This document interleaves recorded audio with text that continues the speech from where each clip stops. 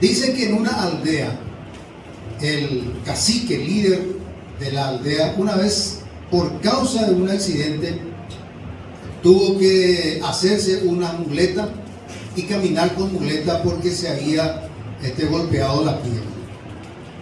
Y usó tanto tiempo esa muleta que hasta inclusive se acostumbró a usar. Hacía piruetas, ya iba lejos de la muleta. Mucho tiempo usó. Y pasó un tiempo por donde él iba con su muleta. Y los padres de la aldea, en un acontecimiento que ellos realizaron de su fiesta, un acontecimiento social, querían congraciarse un poco con el cacique. Siempre ella dice que hacer la líder, ¿verdad? Queremos mostrar un poco al pastor, al líder, al intendente, al diputado, a la autoridad de allá. Nos vestimos de la mejor manera. Y en esta ocasión los padres prepararon unas muletas para todos sus hijos. Y aparecieron ellos en el acontecimiento de ser todo con muleta. Y eso cayó también en todas las autoridades, en muletapalos y tal. Y después ya otro acontecimiento social empezaron a copiar algunos padres sus hijos con una muleta, diferentes colores ya, diferentes formas. Y así fue pasando. Y como los niños usaban las muletas, donde se presentaba el líder, el cacique, se iba allá con muleta también. Y pasó el tiempo, crecieron los niños, adolescentes, jóvenes, y en cada actividad, muleta. Hasta que las autoridades de esa aldea un día dijeron: ¿por qué no sacamos una regla? Que en la calle, oye, nadie puede salir más sin muleta. Entonces establecieron una regla en la aldea. Pasó el tiempo, murió el cacique, se vino generación tras generación, se fortaleció la idea, los chamán, los líderes espirituales, entró eso dentro del ambiente espiritual de la aldea, y entonces dijeron ellos: este es una señal de Dios. Nuestros antepasados, nuestros padres, nuestros abuelos usaban muletas, entonces nosotros tenemos que predicar que la muleta se utilice en nuestra aldea. Y entonces ya no era una regla, era una orden divina, que todos tenían que usar muleta en la aldea. Pasó otra generación y todo el mundo con muleta. Desde que comienza uno a caminar con muleta, todos con muleta. Los artesanos fabricaban muleta, la cultura era todo con muleta. Y eso se estableció en esa aldea hasta que un día vino un joven a visitar y se rió de él y le dice: ¿por qué usan muleta? Para eso Dios nos dio la pierna, para que podamos caminar sin muleta. Se asustaron los líderes espirituales, todos se asustaron. ¿De dónde vos sacás eso? Acá siempre nosotros hemos usado así, eso fue una costumbre de nuestros antepasados y hoy en día es una regla, y aquí nosotros, hasta nuestras autoridades espirituales, reciben la dirección divina y nos dicen que tenemos que usar. Nadie puede, ningún ser humano puede andar sin muleta. Eso es imposible. Sí se puede, yo no ves que yo puedo caminar sin muleta, decía el joven. No. ¿Y por qué no hacemos una apuesta?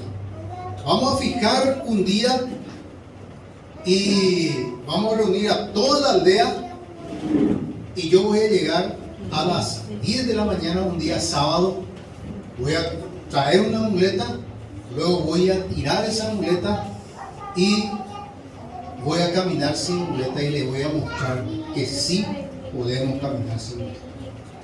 Era tan fuerte ya esa costumbre en esa aldea, y tan seguros estaban los líderes le dijeron, sí, no hay ningún problema, el sábado a las 10. Y se convocó a toda la aldea.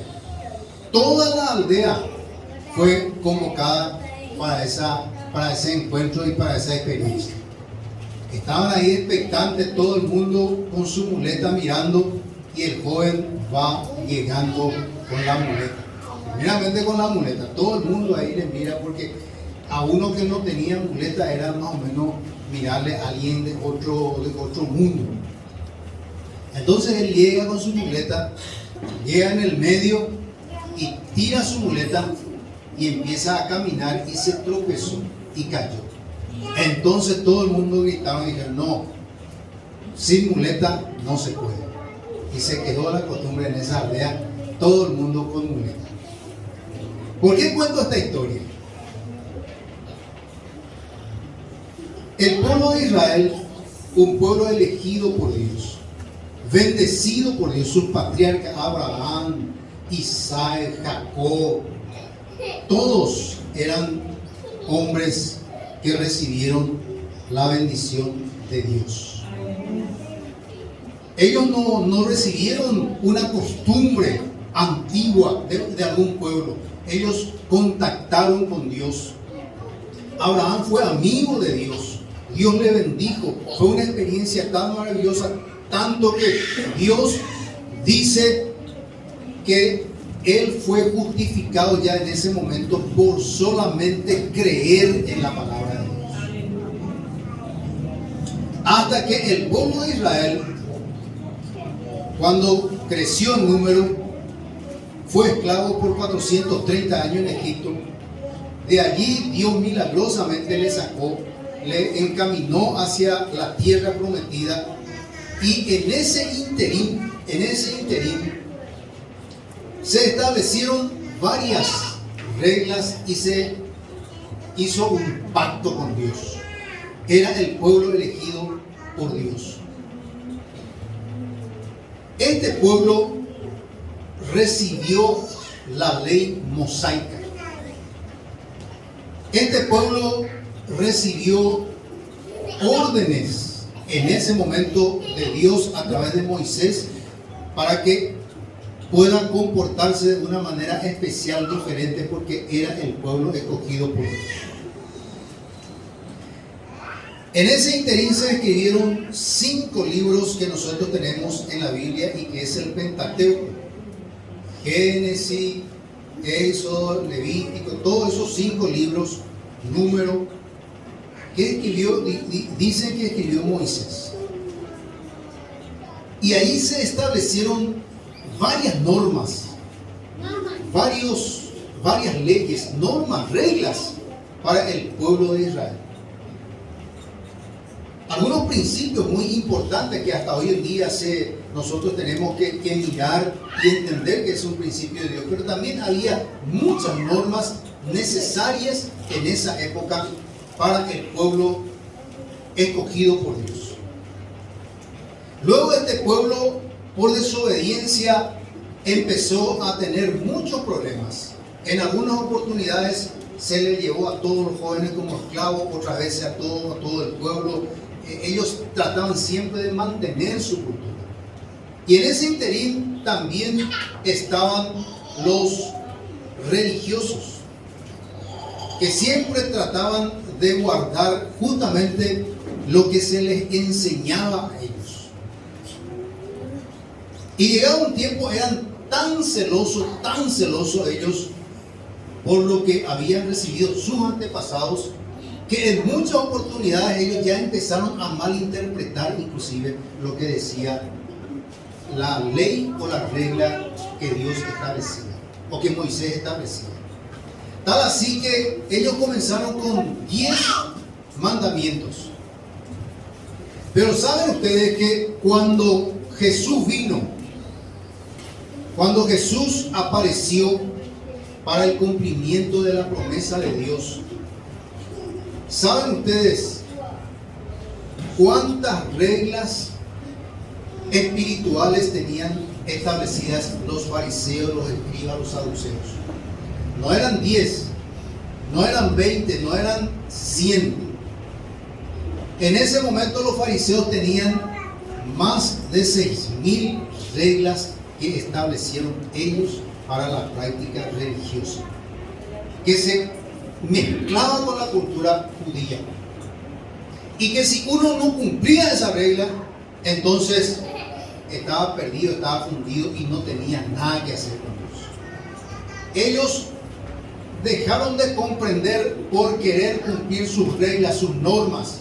Dejaron de entender lo que realmente es el carácter y la misericordia de Dios. Había un templo donde solamente podía entrar un sacerdote en el lugar santísimo. En el lugar santo podían entrar los levitas, pero en el templo ni en la sinagoga donde haya algo espiritual para ellos no podían entrar absolutamente nadie. Ellos prohibían. Los gentiles que ellos decían que no eran judíos, aquellos que no se hacían la circuncisión, no se convertían al judaísmo, no podían entrar en el templo de los judíos. Eran tan celosos de sus reglas que empezaron ellos a aparentar muchas cosas para poder decir: no, nosotros somos judíos, nosotros somos religiosos, nosotros estamos haciendo esta cosa y somos los escogidos por Dios para que podamos ser bendecidos del pueblo diferente de todo, decían ellos. Entonces, si uno era judío, o si una era mujer judía, por ejemplo, ellos se tapaban el cabello, no tenían que... Había tantas reglas en ese tiempo. Hasta ahora hay el judaísmo, muchas de estas reglas se está practicando todavía. Aquellos que todavía no aceptan a Jesús como el Mesías, como el Salvador. Tanto era el comportamiento de la clase religiosa que compenetraba y se mezclaba, esa clase religiosa se mezclaba con la política de ese entonces. Ellos aceptaban las ofrendas de los gentiles, los fariseos, pero no, los gentiles no podían muchas veces ni acercarse a un religioso. Que eran los protectores de esas reglas que comenzó con Moisés y luego vino de generación en generación en generación, tal así que en tiempo de Jesús ellos cumplían 6.000 reglas que ni ellos sabían de dónde venían. Entonces Jesús aparece en ese tiempo y se vuelve un tipo revolucionario para ellos. Empieza a decirle, por ejemplo, sepulcro emblanqueado, que por afuera están aparentemente hermosos, pero por dentro tienen huesos secos y de muertos. Recorréis mar y tierra para ser un prosélito, y una vez convertido le hacen 2 veces más hijo del infierno que usted. A esos hombres que eran celosos de las reglas de la religión, que cuidaba el Pentateuco como a nadie, que pensaban que estaban haciendo lo mejor y lo más correcto para Dios, Jesús vino y le dijo estas cosas. Entonces la palabra de Dios dice que desde ese momento ellos empezaron a querer matarlo. No entendéis, nosotros somos los elegidos de Dios. Nosotros no podemos, los gentiles no podían ellos trabajar con los gentiles, tienen que ser judíos. Acá de Gatillo ya no podían acercarse a las mujeres gentiles. Había una mezcla en ese tiempo, pero había muchos problemas porque ellos eran los religiosos, principalmente escribas, saduceos, fariseos, muy religiosos, que estaban compenetrados, pensando que ellos estaban cumpliendo a rajatabla, y esa era la solución. Hechos capítulo 10, versículo 9 dice: Al día siguiente, mientras ellos iban por el camino y se acercaban a la ciudad, se refería a los enviados por Cornelio, Pedro subió a la azotea para orar cerca de la hora sexta y tuvo gran hambre y quiso comer. Pero mientras le preparaban algo, le sobrevino un éxtasis y vio el cielo abierto y que descendía algo semejante a un gran lienzo que atado de las cuatro puntas era bajado a la tierra, en el cual había de todos los cuadrúpedos terrestres y reptiles y aves del cielo. Y vino una voz, levántate, Pedro, mata y come.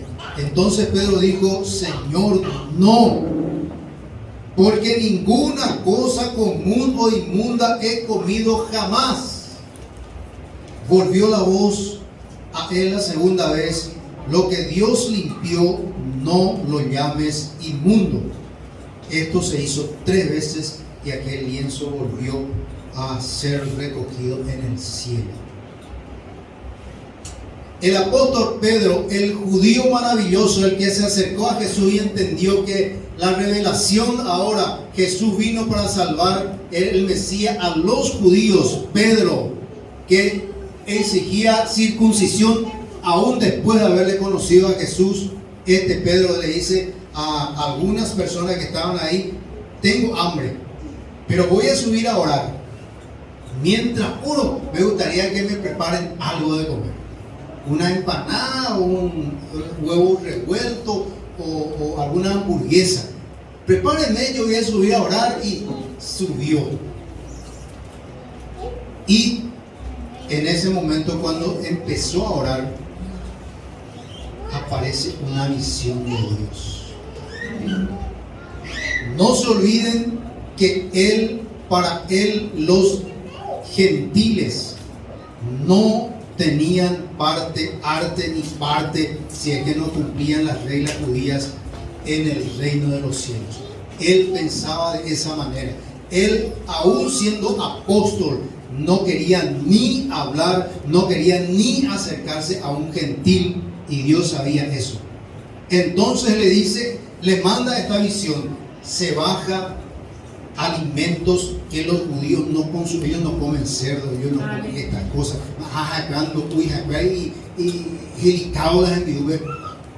Tiene que ver con la religión. Entonces se baja el lienzo y una bola y dice, Pedro, come. Y no es de Pedro allá. No, imagínense a qué punto llegaron los judíos. Nosotros hemos sido instruidos desde que hemos venido a los templos, a la iglesia, en los templos evangélicos, hemos sido instruidos. Nos dijeron a nosotros que nosotros ya no tenemos que juntarnos con nadie, que nosotros tenemos que ser como esas palomas solamente en el templo y nada más. Tu pa hoy en deroga y tu pa hoy. Y nos dijeron que ya ni siquiera podemos compartir con nuestros amigos y familiares.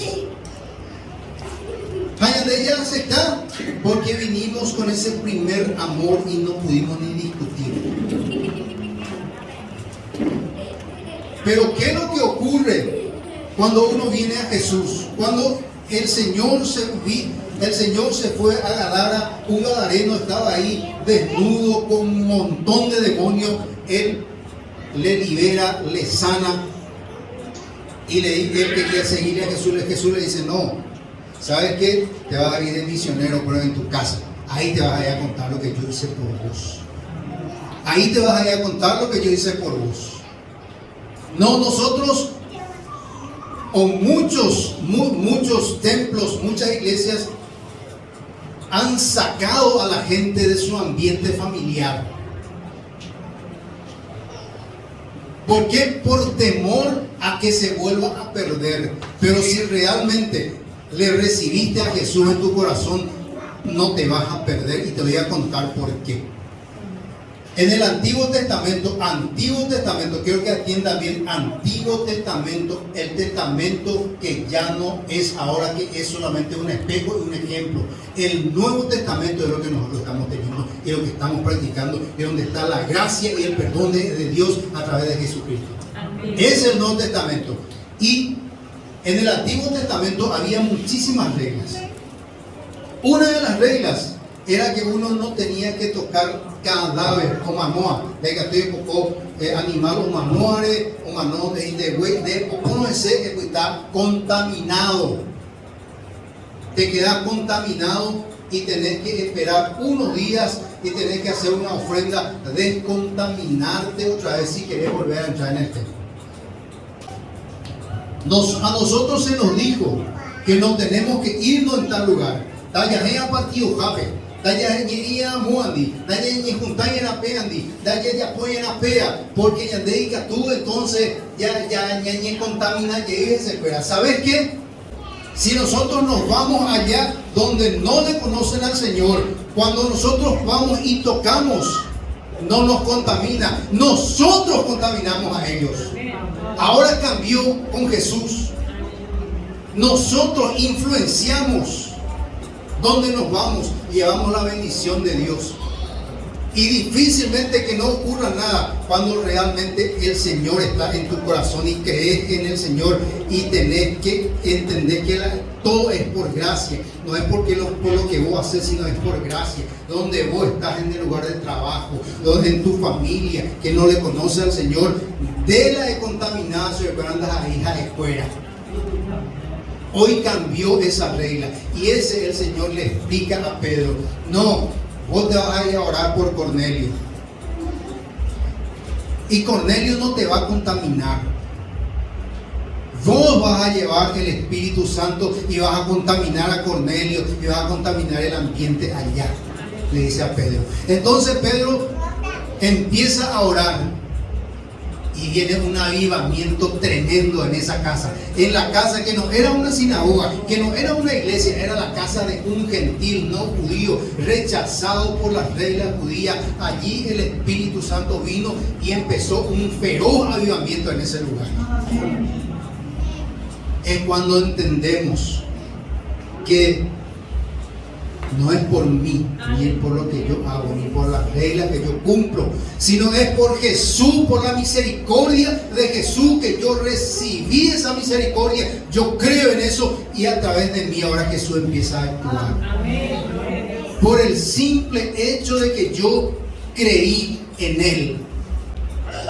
Acá no hay misterio. Jesús te recibe así como vos sos. Así como vos sos. No necesitas absolutamente hacer más nada. Ese publicano que se fue a orar, Jesús dice que este salió justificado de él. Y él no merecía. Entonces Jesús empieza a contar historias. El hijo pródigo, un bandido rebelde que comió toda la plata de su papá, su herencia, fundió todo, volvió y el padre le presenta como una especie de héroe, de ídolo. Y merecido. Eso es lo que el Señor trajo para nosotros, Jesús. No merecimos. Sin merecer estamos en este lugar, sin merecer. Nadie hizo mérito para estar con Jesús. Sin embargo, nosotros ahora somos olor fragante ante Dios. Y ese olor llevamos donde nosotros nos vamos. Ahora ya no hay más reglas. Olvidémonos de las reglas. Hermano, yo que na ahora ver a culto jave. Hano majela ahora ver a de posible. Ama la importante de ver a la hora que te perdemos esa esencia, no podemos entender lo más importante, y lo más importante es la gracia divina maravillosa que hemos recibido a través de Jesús. Olvidémonos de las reglas, olvidémonos de tantas cosas que hemos establecido como doctrina. Desde que recibimos a Jesús como Salvador, ya no recibí y no ya hay más como infierno. Y acaso pico el ladrón que estaba ahí al lado de Jesús le recibió en su corazón. o hubo ve ana yugo velan de reino de na ne mandó a mí se dice el ladrón, y Jesús le dice hoy estarás conmigo. Ni le dijo arrepiéntete, nada, ya se interpretó eso. Y aparte de eso, al único a quien Jesús le dijo es necesario que nazca de nuevo. ¿A quién le dijo eso? ¿A un publicano? ¿A una prostituta? No, a un fariseo le dijo, porque el religioso es necesario realmente que nazca de nuevo. Es necesario que deseche todas esas condenas que hay en su corazón, todas esas reglas, y entienda de una vez por todas que es por gracia y pura gracia de Dios. Si vas a recibir un milagro de Dios, no necesitas hacer nada, vas a recibir porque crees, porque es por misericordia. Si Dios te va a bendecir, no es necesario que te autocondenes y digas, Señor, da ahora vivo y ya pues no. Oraban de oraño, ya de ya corazón me oyó de bendecitas. Ahora se cambiaron las cosas. Con Jesús es diferente. Y no le condenemos más a la gente, no le condenemos más a nadie, desde ningún lugar. Jesús es la esperanza y a Él tenemos que presentarle